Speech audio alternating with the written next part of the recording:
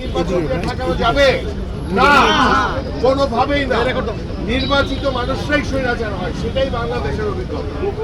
এটাকে ঠেকানোর জন্যই জুলাই সনদ, এটা ঠেকানোর জন্যই সংবিধানের মধ্যে এখানে এমন ব্যবস্থা রাখা যাতে স্বৈরাচার হওয়া যাবে না, এটাই জুলাই সনদ।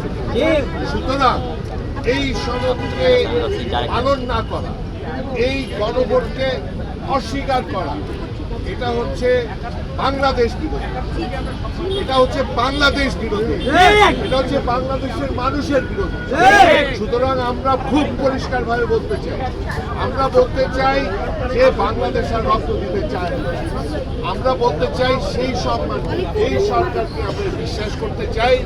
এই সময় আমরা এই জুলাই সনদের যে কাঠামো সেটা এই সরকার বাস্তবায়ন করবে এবং এইসব ধান্দা পানি, এই আইনি ধান্দা আর এইসব ধান্দার থেকে বাদ দেওয়া জুলাই যে জন্য হয়েছিল, এই জন্য মানুষ রক্ত দিতে